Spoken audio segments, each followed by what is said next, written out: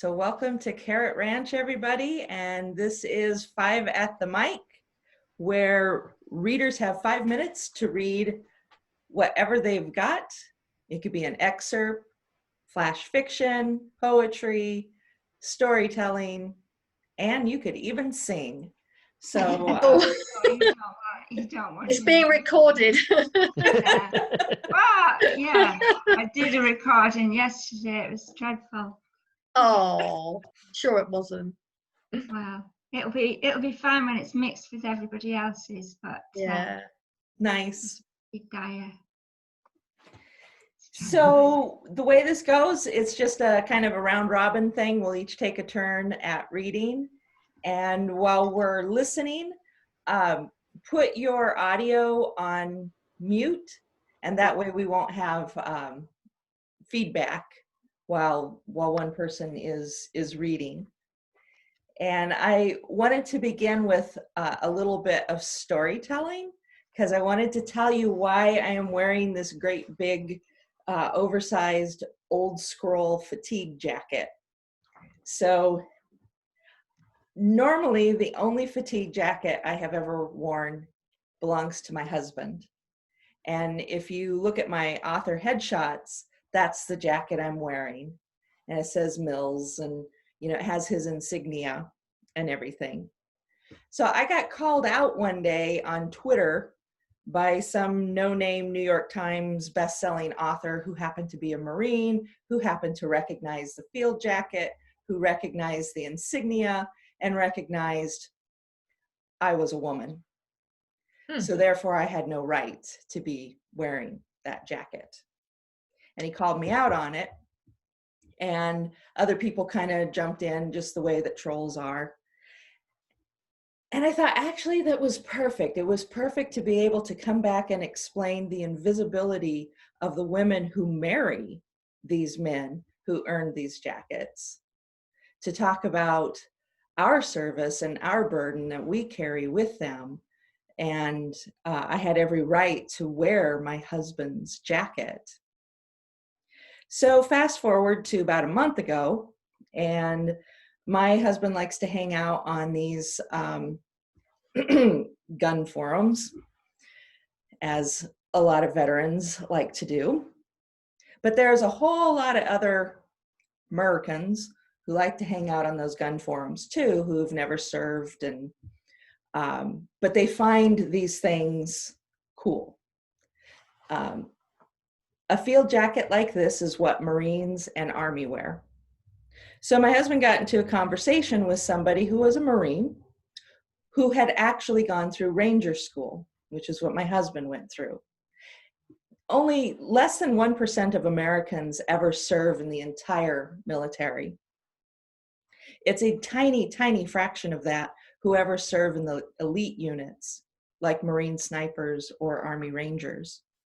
So it's rare that my husband ever gets to meet somebody that he doesn't already know from that small group.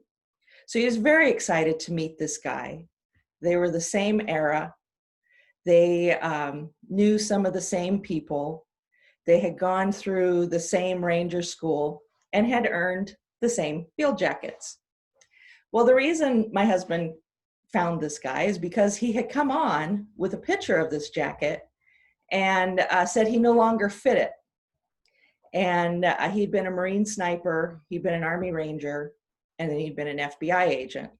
And as you can imagine, a whole bunch of gun-loving Americans wanted this jacket. And they were all clamoring to, offer to buy it, and, waving their hands and their flags and send it to me, send it to me. So he and my husband talked for a while, and my husband brought up that incident where I had been wearing his jacket in my photo and got called out on it. And this guy understood the value of a wife who sticks around, because not many of us do. It's kind of a hard, some of us put in our service just like the guys put in our service, and 3 years is enough. Maybe it's 10 years. For me, it's 33 and counting. He sent me his jacket. So this is like a badge of honor. This is like from another guy. This is from a jarhead. This is from a Marine who sent me his jacket. And my husband is proud as beans that I'm wearing this guy's jacket. So that's why I have it on today, and it will go with my stories. But I just wanted to share that story with you. So, because it also ties into the book that I'm completely immersed in writing right now, and about the invisibility of veteran spouses. So it's nice to be seen. Wonderful. There Right. is an unwritten law that if you are impersonating a military person with that jacket on, that's wrong. That's stolen But to wear valor. your Yeah. husband's jacket is not.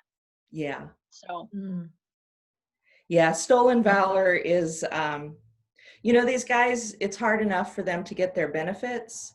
And so when somebody tries to steal a veteran identity to get some of the benefits, that's stolen valor. Or even just being at a bar and saying, like if somebody bought this jacket and trying to pass off, that is very serious business. right. But the wives have a right to wear it. Yeah, as they should. So, would anybody like to go first?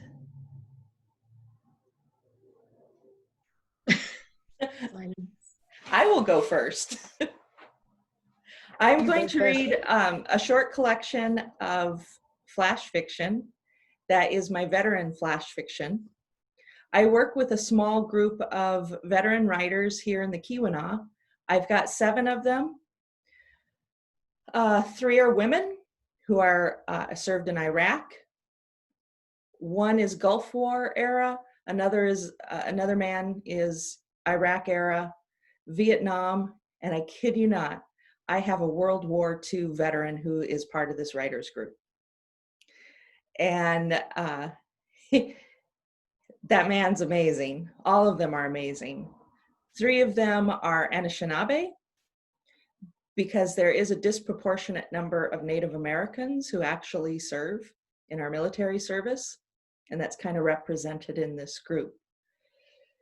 So we write flash fiction that does not have to pertain at all to veteran experiences, but oftentimes for me, I write flash fiction to kind of be an ink pad for what I take in and then what I put back out. So these are kind of influenced by my veteran writers.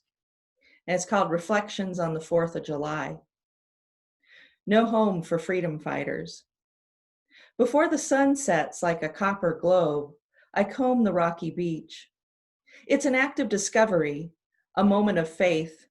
I will find something. Fulfillment.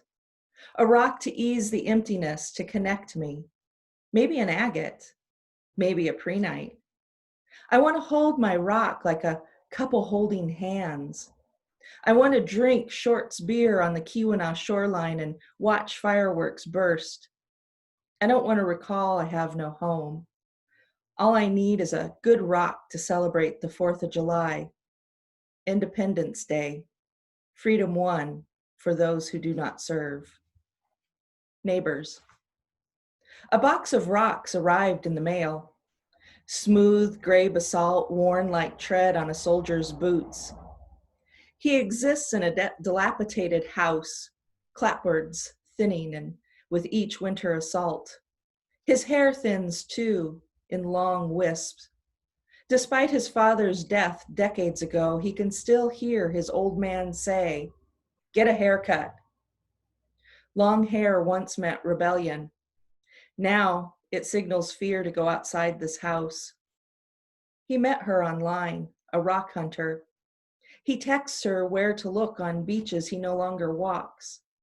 She mails rocks like he was still in Nam and not next door. The Girly Rock. Rex teased Amy about the big pink rock she found on the beach, a gift from Lake Superior days before deployment. He loved her enough that he took that Girly Rock with him to Iraq. He placed its cool, flat surface against his chest during coughing fits Smoldering chemical fires seared his lungs. He married Amy and returned her Girly Rock. When they drove to the VA for treatment, she rubbed its pink smoothness like some magic genie would emerge and save his life. A pink rock on marble white. In the end, she left it on his grave. Barely breathing. Sparklers sizzle and snap like tiny welding rods. Gina watches her nieces and nephews as excitement builds for the fireworks to come. Follow the breath in, follow the breath out. Her smile never reveals the knots in her gut, the slight quiver in her left leg. To hide it, she bounces her foot. Her sister says, "Settle down, Gina. You're as antsy as the kids." Gina laughs, whatever. The announcer thanks the boys who recently came home from Iraq. Girls too, she thinks. Breathe in, out. Waiting for fireworks feels like the boredom before the bomb blasts begin. Honor flight. The landing woke Royce. In the fog of interrupted sleep, his chest tightened. He glanced at his grandson beside him, older than he was when he left for Nam. Royce stared at the low ceiling. 48 years and he still couldn't face crowds on tarmac. War was bad enough, but getting spit on in San Francisco when he returned damaged him. Royce squeezed his eyes shut. Smells of the jungle haunted him more every day. Iron-laced smells, blood, not his. At the wall, he'd touched Mark's name. Now he'd deplane this honor flight and face his first welcome home.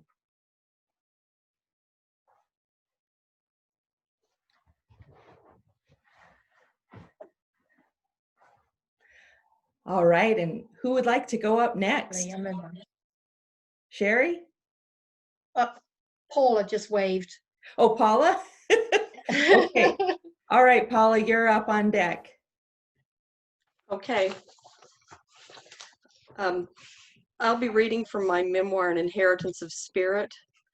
This passage is from the chapter called A Report from the Eye of the Storm.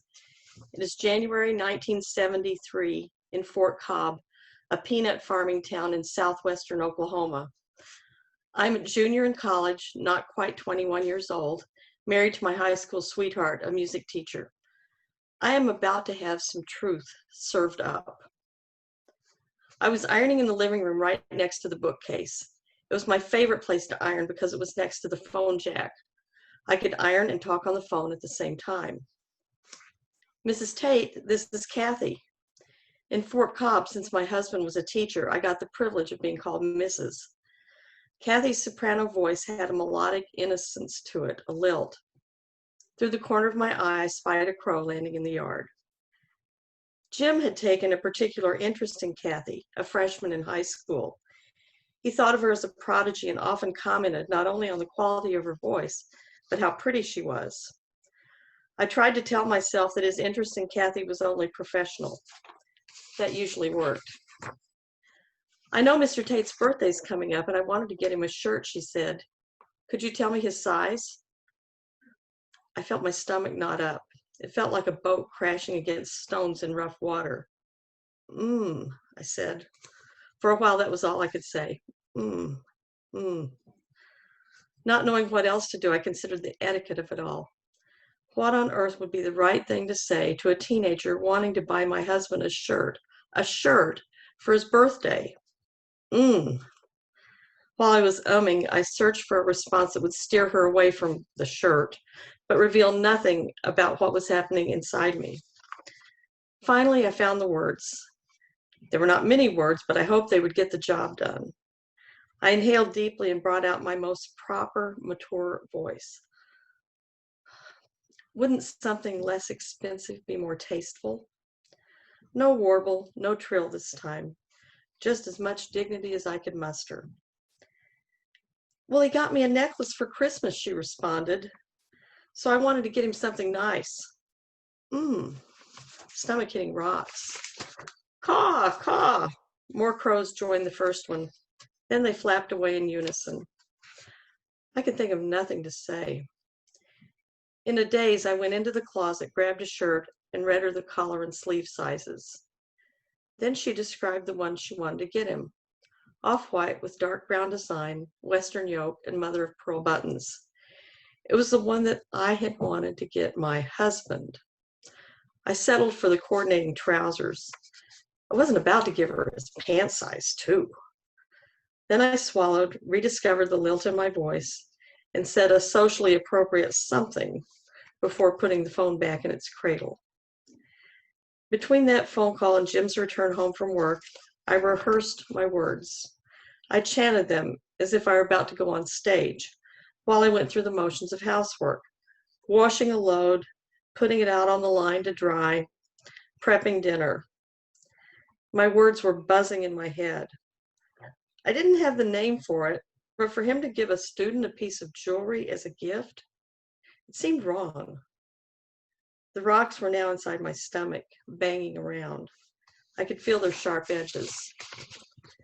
Jim's car rolled up the driveway and he came through the back door as usual. His blue eyes crinkled a smile at me and he sniffed appreciatively at the smells on the stove as usual. Now, though, it was time for my not so usual words. Kathy called, I began. She wants to get you a shirt for your birthday because you got her a necklace for Christmas. I stopped to catch my breath. A car horn tooted in front of the neighbor's house, the one with a teenage daughter. Their front door banged open and shut, and the car roared off. I didn't know. There, I coughed it up. I said the words that had sat inside me all afternoon long, ever since her phone call. Oh, that, he said, casually, dismissively, as if I'd said, the weatherman predicted rain, but it's sunny outside. I was going to tell you. I tried to tell myself that his interest in Kathy was only professional. That usually worked.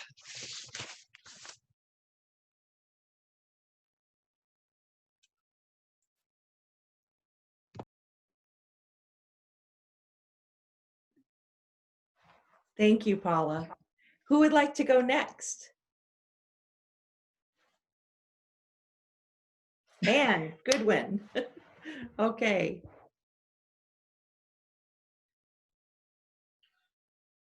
Let me press Alt. Oh, can you hear me now? Can you? Yes. Yeah, right. I wasn't sure how to do it. Right. This is the world premiere of the maybe opening of my maybe follow-up to my next novel.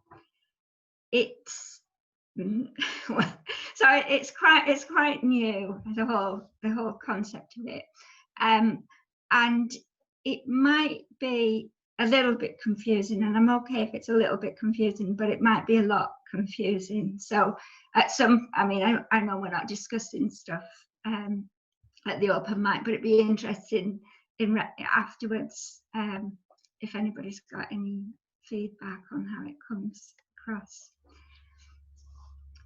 Mattie would have stayed in her room with her own tasselled footstool and her own barley twist wallpaper and her own bell pull dangling by the bed.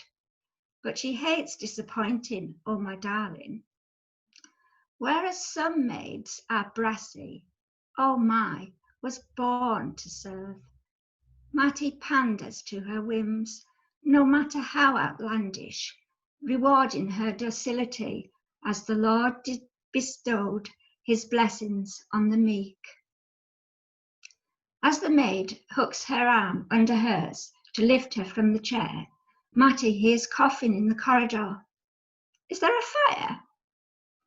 A stark reminder Kerwindale is no haven, no outpost of her mother's estate.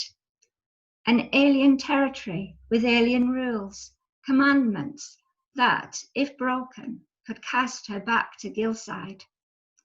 Smoking in bed is a cardinal sin, resisting a fire drill another.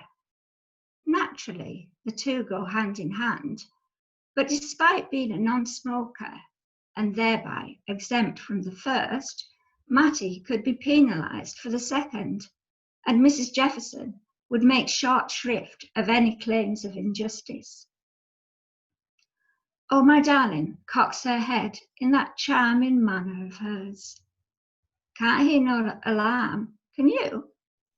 Mattie cannot. Even the splutterer is silenced. She allows oh, my darling to ease her to her feet and convey her to the door. Goodnight, Irene would have her shuffling inch by inch with the Zimmer.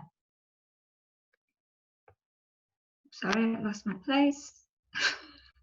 Would have her shuffling inch by inch with the Zimmer.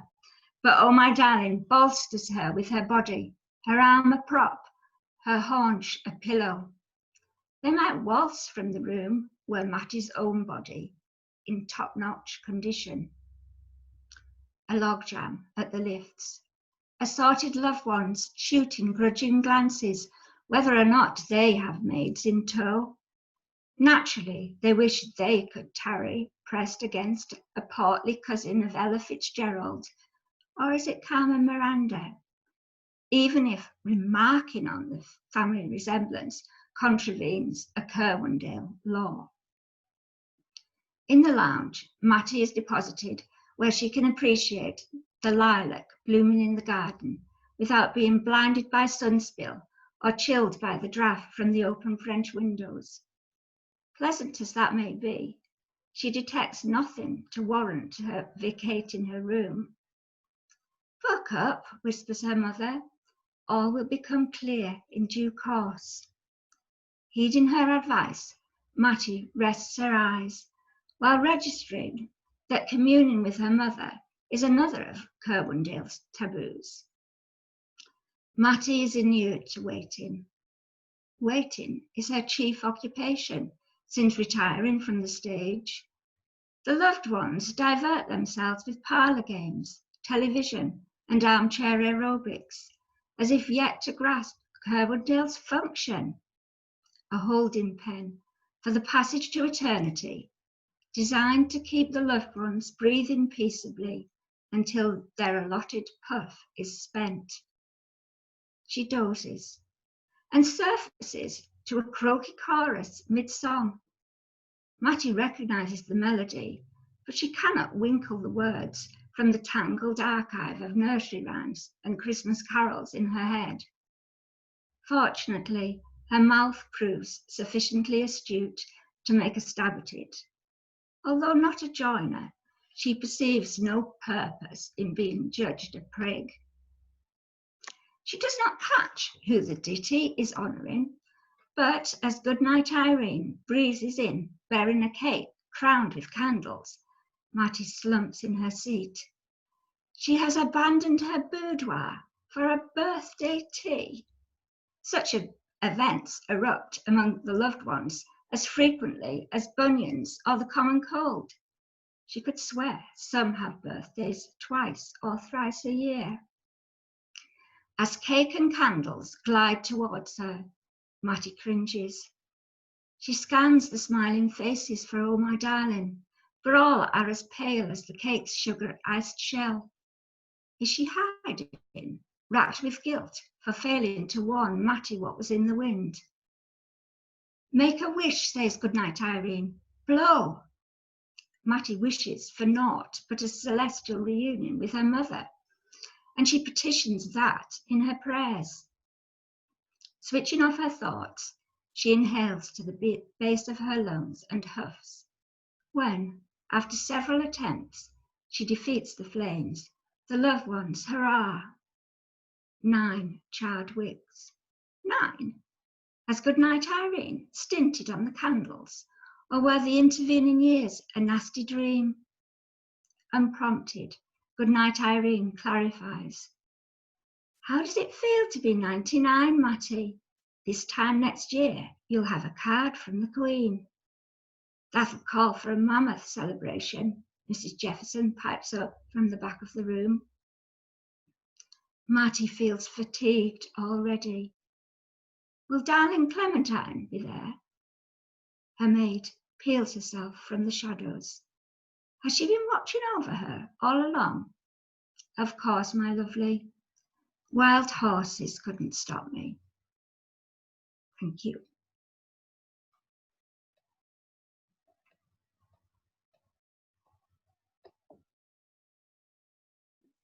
Thank you, Anne. Love that, Anne. So who would like to go next? Not me. I've got to figure something out. Bill. Okay. Hey, Bill, you're up. okay.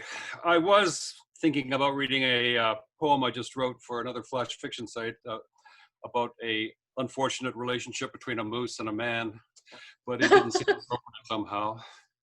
Canadian perhaps, but not appropriate. What more appropriate is I'm going to read, because I've really benefited from being part of Carrot Ranch, and a couple of years ago, the whole tough round process of editing, something I do not do well, editing. I don't like it. It just seems to take away from the moment, you know, and the brilliance of the moment. However, I was fortunate enough to win that particular thing. And so I'm going to read the story that I wrote, the longer version, 495 words, clearly something that could be summarized in 9 if one needed to. It's called, and it helps if you are from, I'm a victim of American culture, so it helps if you know about Robert Mitchum or possibly Marilyn Monroe or possibly one of their lesser films, a lesser film, River of No Return, which I might be singing bits from. So I've not really performed this piece publicly. Anyways, an overwhelming sense of suffocation at 15. Once upon a time, I slept in my parents' bed, left alone, sleeping in their bed, orphaned by 2 weeks of Union 1 summer vacation. The first time I recall, a test of age, of maturity, a test of me. He'll manage, for Christ's sakes. He's 15. Old Hawkins will look in, whip up the odd meal, make sure he's not starving to death. I'd never really been tested or trusted before. Never. And then, days in, Monroe. Dead. Dead. I am inconsolable. I do not understand. Death is not only a mystery, it is unknown to me. A song swims into my head. 78 repetitions, endless. There is a river called the River of No Return. Sometimes it's peaceful, and I weep. I'm engulfed by a ferocious rush of sudden, bewildering loss. My loss. Hers. The night crushes in. August 6th. Monday. Midnight. There is no sleep to be had. Sometimes it's peaceful, and sometimes wild and free. The stifling summer heat, the lifeless air hanging like dead skin on California bones, a resolve to resist the overwhelming night.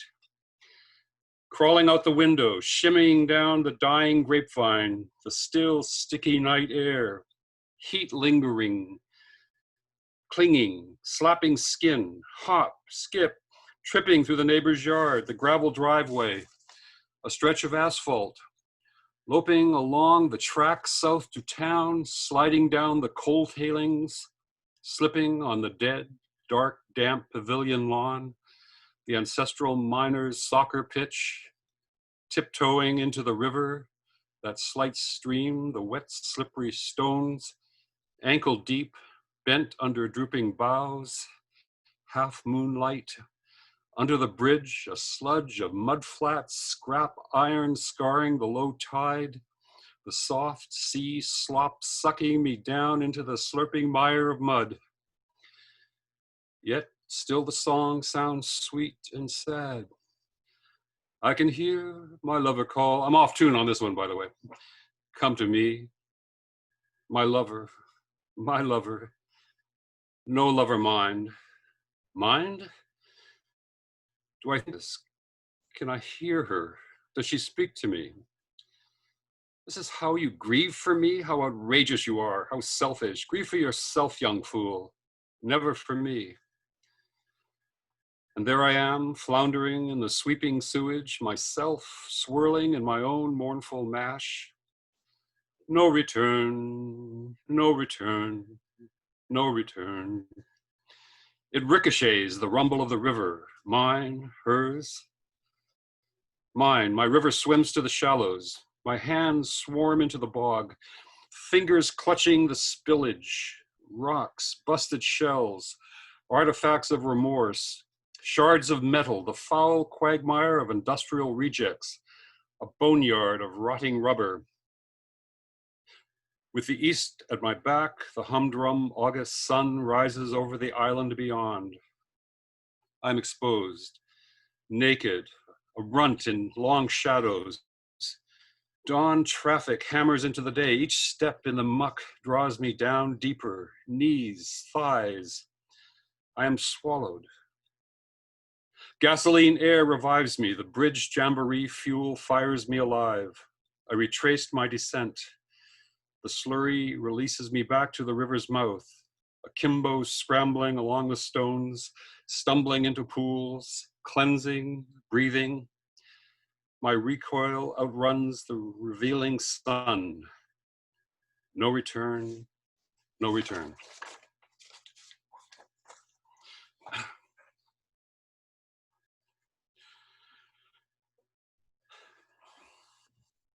Thank you, Bill. That was such a stunning Yeah. piece that you had turned in for the contest and won. But I love what you've developed it into. Thanks for sharing that here. Laura was one of the judges for that contest too. So I'm going to pass it back over to you, Laura. Am I speaking out loud? Yep. Yeah, it was great to hear that, Bill, and it's been nice to hear all these, gosh. I'm going to break the pattern now and read a poem, because that's mostly what I do. Write poems, not break patterns, although maybe both. I am going to read, oh no, that's not it, from my chapbook, Wandering in My Mind. I did this the last time I was here. I wasn't going to, but Charli and I met for other reasons yesterday, we don't need to waste time with here. And then last night I was out on my back porch, one of my favorite spots, right, in the world, and suddenly felt a certain kind of, evening, peaceful, wonderful, okay, everything's going to be all right sort of moment you can sometimes get in the summer if you're lucky. And it brought to mind another time many years ago.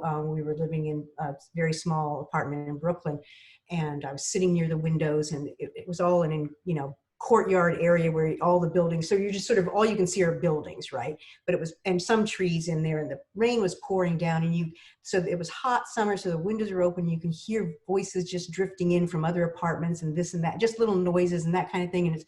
And I always found that so soothing, and so inspiring. And suddenly, sitting there on my very rural back porch, listening to the birds and the chipmunks and everything, I had that very same, it was like deja vu. I was right back there in my Brooklyn apartment, if that makes any sense at all.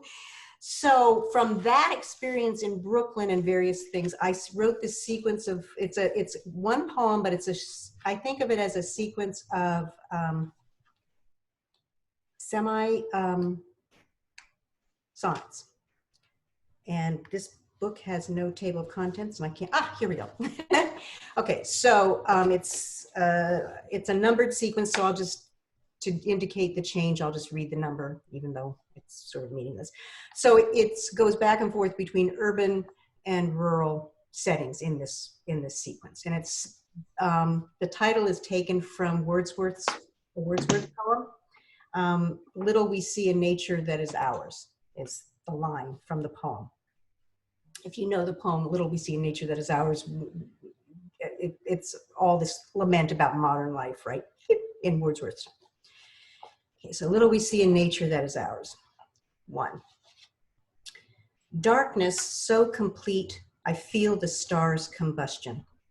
Each point named and important as God, but visible just for this moment, not in despair.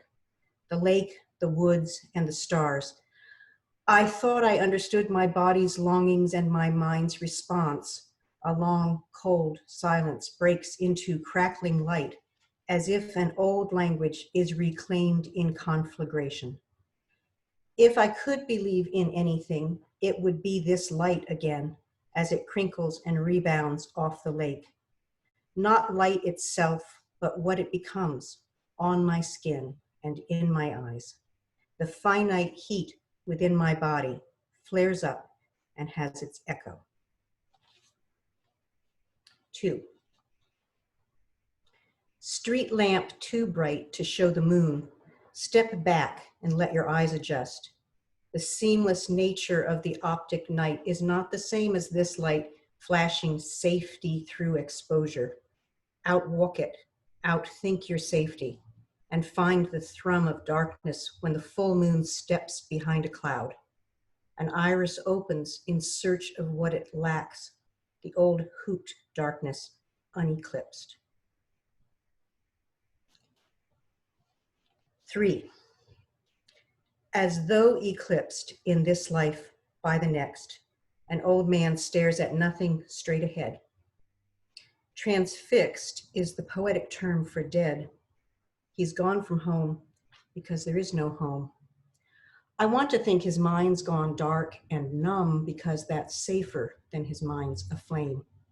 I accept this and step off the train.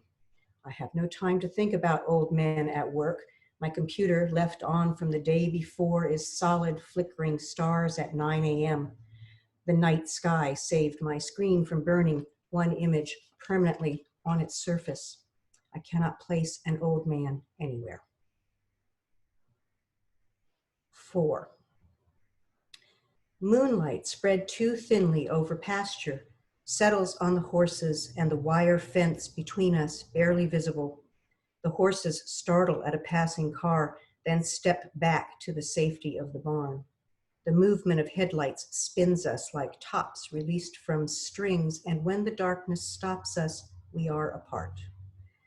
Their skin resettles with a gentle flapping.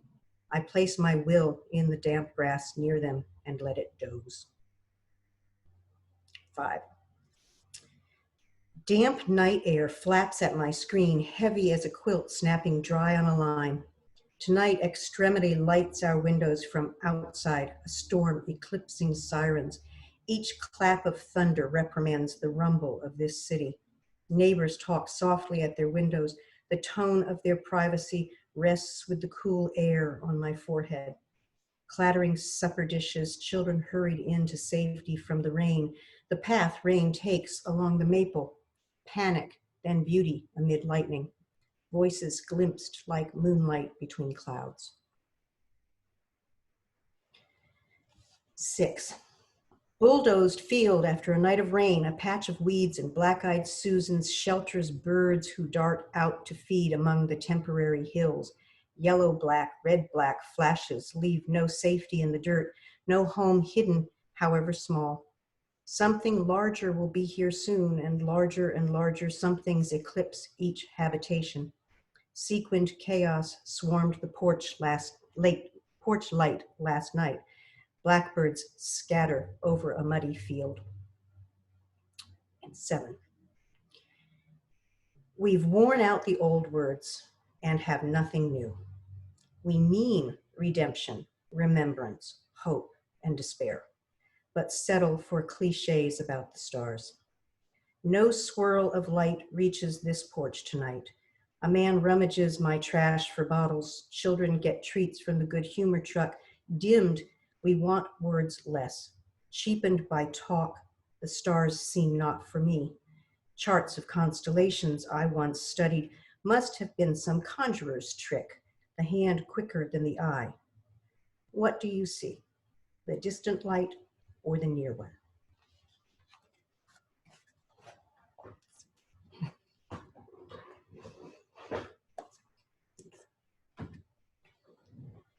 Thank you, Laura.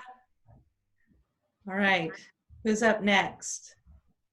Sean. All right, I'm trying this crazy little thing out for the first time, so if you can't hear me, just let me know. I was going to read something from Crosscut, but then a bunch of you read stuff that was brand new, so I thought I would read something that is both about decade old and brand new. I wrote a collection of poems, and some of the reason I'm going to read this is because Laura and Charlie, it started in Michigan when I used to live there, and then it ends in Vermont, so that'll be for you, Dee Dee. And some of the poems have been published in the UK, so that'll be for the bottom row, at least on my computer, UK folks. But I found all these, let's see, there you go, these ancient Chinese poets, and Tao Xian and Wang Wei and Li Po and all those, and I fell in love with them, and I started just imitating them and writing these response poems. So I'm just going to read you a few of them, and since these are brand new, if you hate them, I won't hear you booing, so that works out really well for me. All right.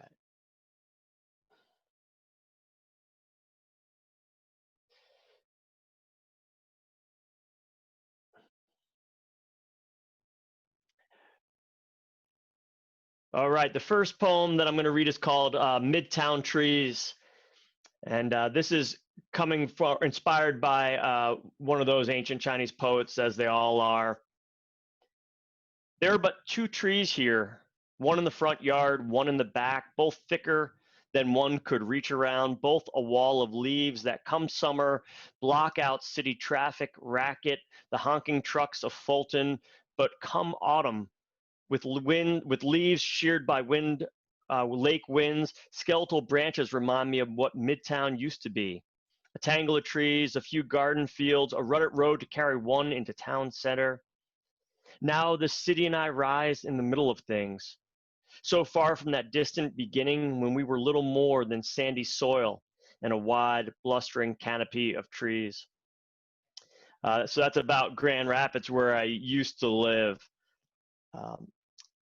And this is a poem about coming home from my job. It's inspired by a Li Po poem called Ancient Song, and it's about driving home. The title is While Sitting in Another Long Line of Traffic, and it's also the first line. So, while sitting in another long line of traffic, stuck at this red light, waiting for it to turn green, waiting for these cars to disappear from this road, waiting for this road to unpave itself, for the city to deconstruct itself brick by brick and block by block until it is emerald farmland once again, just slow plows. And even then, these farms unplow themselves until the sugar pines, those gentle blossoms of life, rise themselves, ancient again from this sandy soil. This is our mantra, isn't it, Li Po? We bustle around, looking for what?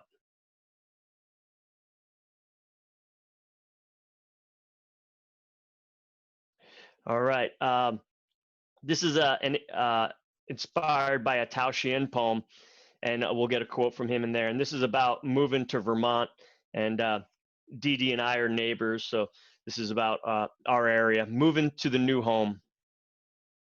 We left the city in what seemed like a completely other time, even though it was only days ago, even though it was only 4 years on Lockwood. Tao Xian wrote, "Today, our first day back, I grieve. Today, our first day here on Turtle Cove, I too grieve, for it took us 4 years too long to find home, and out paddling, I find new neighbors here, mostly speaking languages I don't yet know. The loons lament, the beaver slap, the grok of the heron, as if they were all trying to tell me something we cannot yet understand. It's okay. I let it go. Soon enough, I'll learn their language."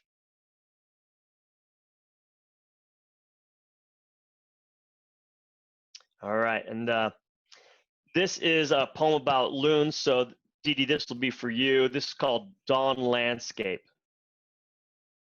The crimson black of dawn spreads like a fever across this morning still lake. That long, soft ridge of Woodbury Mountain, before it lights up the isolated loons who visit our dock, so close I know not where their homes end and ours begin. Thanks.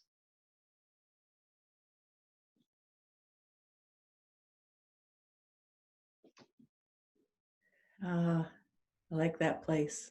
Thank you, Sean. Is there an active loon nest this year? No. Sean, did you just call me a loon? Yeah, there's an active loon over across the way from me, Dee Dee. And no, our loons, we had 7 loons on the lake, way too much competition, and all the eggs failed. Oh, Rats. oh, that's a shame. Better a failed egg than a failed chick.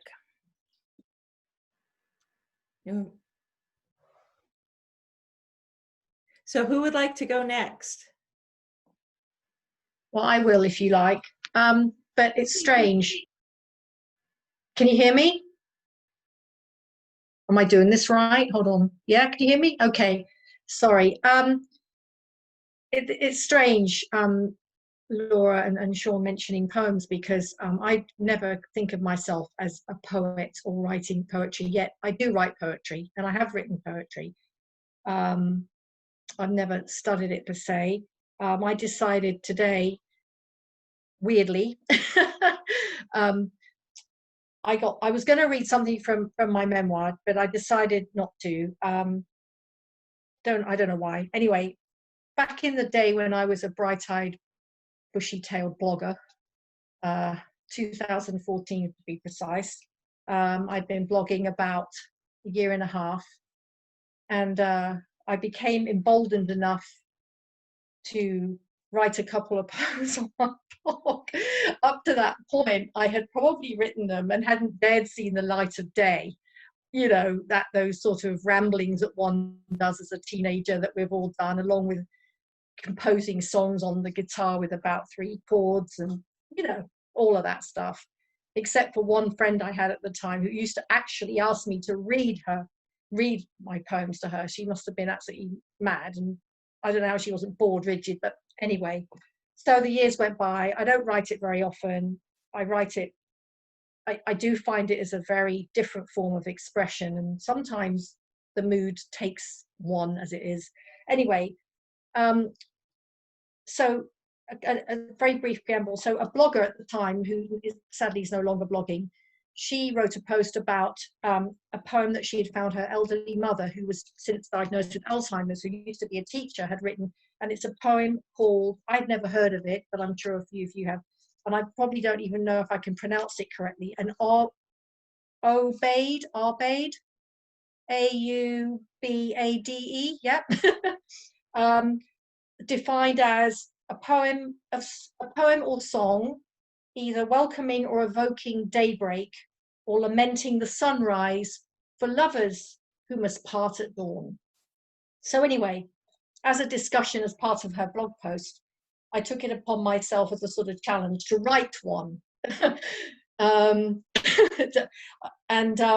Having discovered what it was, and also, yes, it's a genre for a theme, not a structure. So it's you know, it's the opposite of a serenade, in other words. So I even took it so seriously that I had my husband, who is an early bird and I am not, to awake me so I could actually take a photograph of the sunrise, believe it or not. That's when I was back in the day, and took the photograph, and this prompted me to write this, which went on and was published in Heart Whispers, which is self-published by a blogger called Rustown, and I have a couple of poems I'd like to read from this. It's weird, this poem thing. I don't know where this came from. It must have been the vibe, eh? Because I've never ever read poetry out, ever, much less to a group. So this is just something I wrote in response to that. Obeyed. So it's called Morning's Sweet Light. Midnight's curtain pulls apart, shot through with the blink of day, as morning's early light whispers, pastel pink for the sun to have its say. Sparks beauty in her sleep draws me back into your warmth, where once more I am darkly safe, yet entwined in the heat of that lost golden hour. Guided through the night, now revealed in daybreak's flight, searing through parting's despair as it opens, as with sun-burnished flower. Where once we lay, still, secure, exposed and naked, as with no lie, just one last time before desire's goodbye. Tearing away from the cool of the dream, falling now ever closer into morning unseen. Sun flares paint the distant clouds as God's hand, the artist's perfect eye, brings forth the announcement that all must end. Awakens panic drawn from slumber's ignorance as I spread my wings, time to fly. Come back, my love, why must you leave? Morning's dawn is my gift to bless your night, no more for you to grieve. Look no more. As I wipe my tears through soft seeping bright, I cannot speak another word. Nevermore with you I turn away and walk alone as I must, into morning's sweet light. So that's that one. And the other one I'd like to read, which was also, these the only two poems I've ever had published. What I meant to say was, so that was April, and July of that year, 2014, these two poems were put in this anthology. So I haven't written a poem for ages. Anyway, this one is called Summer's Dance. This was inspired by a holiday my husband Mike and I took in Crete many years ago, or a few years ago. We've been to Crete twice, but this was the first time, and I'd always wanted to go, and it just fascinated me, you know, the history of the place and the beauty of it. One evening we had the fortunate opportunity to travel through a very old ancient Cretan village up to the top of this mountain and have supper beneath a 3,000-year-old pepper tree overlooking the sea. And amongst our small group was a Hungarian family with a baby. They couldn't speak a word of English, we couldn't speak a word of Hungarian, yet we had a great conversation. And the guy that headed it up, along with some other people there, you don't even know what you don't even order anything. They just bring drink and food and all this lovely stuff, and it was a wonderful balmy evening. And the guy who had brought us together was a guy called Pete, who originally is from Brighton, which is a coincidence because Brighton is where my boys live, but he now lived in Crete. And it turned out that most of the people there had a good laugh at me earlier in the day because we had been on the beach and I bought one of those lilos. Do you say lilo? I forget what a lilo is in America. One of those blow up things you lie on the water with. Yeah, okay. And it was lime green. It was just from a seller on the thing. It was only like £2 or something.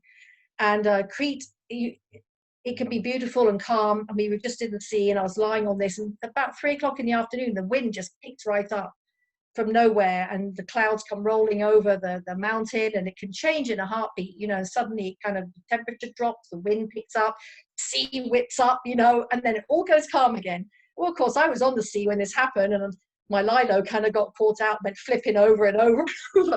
And some guy even on a jet ski went zooming out and tried to get it for me. I thought, forget it. So we all had a good laugh that night. This Pete saying, yeah, I expect your lilo ended up over, because it's 2 hours where we were on the south of Crete, 2 hours as the crow flies from Libya, so across the Libyan Sea. And he said, I bet Gaddafi's having fun with that right now. And you know, that's the sort of thing that puts history into context, that the world has changed quite a bit since then. Anyway, I rambled, sorry. So anyway, this is the poem I wrote years later. I was just inspired by it. Nothing to do with the bright green lilo and Gaddafi, by the way. But just that night that we had really just inspired me for this very short poem, which I had lost. Here it is, called Summer's Dance. Cracked paint peeling from the window pane as midsummer's sun bleaches the wood raw, as if it seeks of an afternoon to carve out its name. Weary and fruit-burdened heave the blushed grapevines, tendrils weaving full of promise of their freshly pressed wines. White-haired matriarchs smile, slashing creased brown skin as their eyes, still bright, dance to the light, never dimmed, glowing within. A glimpse of my reflection caught in the window's glare, leaning against the ancient olive tree, gives away my coy thoughts, as this statue bows to honour far below the crystal-studded sea, where, as I wait beneath its shade, veering far from the given path to meet and remember my Cretan god, who took my hand beneath Diana's moon and taught me summer's dance.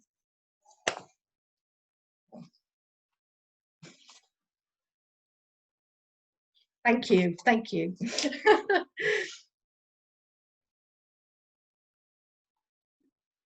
Thank you, Sherri. All right. Sorry well- if I rambled there. Oh, I didn't know you wrote poetry. Nor did I. So it's for me. So who would like I to thought go I'd be daring. Well, I like to say that if Carrot Ranch is safe space for writers, coming on and doing something like this with open Like mind that. is brave. Yeah, This is brave space. exactly. So who would like Thank to you go all. next?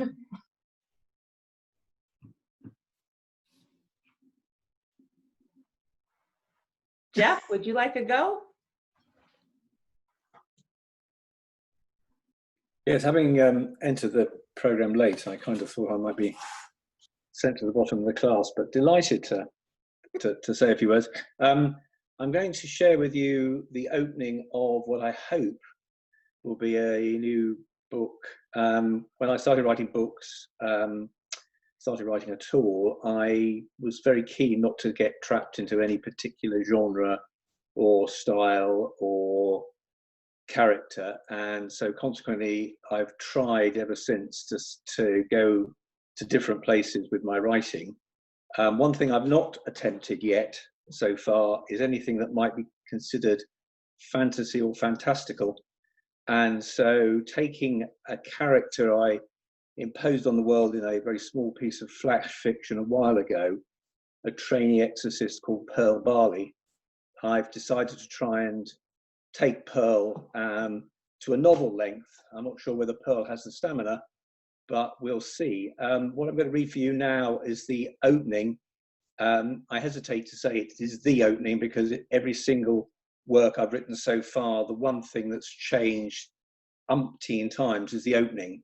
I might well be happy with 99%, but I guarantee I will tinker with the opening constantly. So anyway, fairly, excuse me, fairly raw. There's meant to be humour. If I don't see you laugh, it's because I'm not looking at the screen, but I'm sure you'll be rolling around. There'll be little nuggets. I've learned my lesson with trying to write humour is only do a little of it, otherwise you just get lose the plot, literally and metaphorically. So here we go. This is called Pearl Barley and the Surge of the Spirits, tentative title, probably one of a trilogy of short books that goes under the epic title of Pearl Barley and the Flight of the Banshees. But anyway, here we meet Pearl for the first time. Pearl Barley liked the fact that most people didn't notice her. She was happy being slightly below average height and marginally above average width for a British woman of 24. Even her most obvious defects failed to draw her much attention. Her nose resembled a ski jump, and her teeth looked like they may have been discarded by inadequate micro-henge builders. All that had changed in the last week because of her hair. It wasn't brightly coloured or exceptionally long or curly, even if her pot-pourri gene pool, her four grandparents were respectively from St Lucia, Oslo, Donegal and West Cheam, had had its moments, especially when wet. Then Sharon moved in. Sharon Goodfellow was a big-hearted, big-boned, blousy, bubbly-breasted, perma-tanned hairstylist from Basildon, who worked in the salon where Pearl had her hair trimmed. 1 week ago, as Pearl watched, horror-struck, Sharon was electrocuted, the proximate cause being some faulty curling tongs, but a badly placed bowl of petunias and some wet wipes played their part. While staff and clients did their best to revive the clearly demised hairdresser, Sharon's spirit, rather than passing to its next plane of existence, immediately possessed Pearl's hair and refused to leave. Having a double P, a personalised possession, was an occupational hazard for a trainee exorcist like Pearl. Possessions of all sorts were more common than most people realised, but especially so in those who worked in the industry. Exorcists, with their heightened sensitivity to the presence of unpassed spirits, made them an attractive destination for the recently deceased looking for a temporary lodging. The more experienced the exorcist, the more easily they might deflect a spirit intent on squatting. While the protocol said you should encourage the spirit to pass as soon as possible, it was accepted that early in a career, having a spirit in such close proximity, ideally no more than a couple of weeks, had some educational benefits. In the immediate aftermath of the tragedy, Pearl didn't feel inclined to challenge Sharon about her adoptive home, and for a few days her presence had remained low-key. However, over the previous 2 days, she'd begun to make herself, or at least her specific skills, more apparent. She had undertaken some random attempts to style Pearl's hair. Pearl's initial sympathy had faded as Sharon's natural exuberance, constant beauty advice, and incessant chatter returned in a flood. She wasn't sure she could get used to it. Mostly her colleagues smiled and let Pearl deal with her double P, as one might a new parent give space to try it and manage their toddler. Now, however, ensuring her hair and Sharon remained where they should be, in the background, had become critical because of Penelope Strutt's bombshell. Penelope, one of the senior exorcists, had called Pearl into her office. "Sorry, but you'll have to take the new recruits induction. Everyone else is frantic. Oh, and do something about your hair. If the double P starts plaiting while you're talking, you'll put them right off, and we can't afford to miss out on new recruits right now, can we?" When she asked what she should do about Sharon, Penelope hadn't hidden her exasperation. "Go and see Martin, and he'll find you a pacifier. There'll be some in lost property." Martin ran the stores. He was another trainee, though in his case, he'd been a trainee for years, and it looked like highly unlikely he'd ever qualify or leave the stores. Pearl had no idea what a pacifier was, but Martin explained, as he handed her what looked like a well-used floor cloth, that it would control a double P. Hold it up to whatever part of you is possessed, and it automatically wraps the possessed area and the spirit in something appropriate to the possessed part. It'll keep them from making themselves too obvious. To remove it, just tap the pacifier. She should have recognised the tone as he said, "appropriate," the sod. As she hurried to the lecture room, scanning the notes she'd been given, she'd done as he advised and felt it wrap her head tight. Sharon squeaked and then fell silent. Intrigued, she diverted to the ladies and stared gobsmacked at what had happened. She tapped the cloth to free it and replaced it twice, but with exactly the same result, in addition to which an increasingly irritated and voluble Sharon had filled the space with some very choice language. Despite agreeing with Sharon that it was an outrage, she knew she didn't have a choice. So here she was in front of about 20 potential recruits. She straightened up to her full height, ensuring every last fraction of her 5'2" was utilised. The sea of unblinking eyes stared back. In other circumstances, she might have assumed they were waiting on her lecture, but she knew from the angle of their many gazes that it was the appropriate wrapping that drew their attention. A startling, deep cornflower blue sequined hat of the sort Camp Ebenezer Scrooge might have chosen for his bedwear. Bloody Sharon, bloody Martin, bloody hell.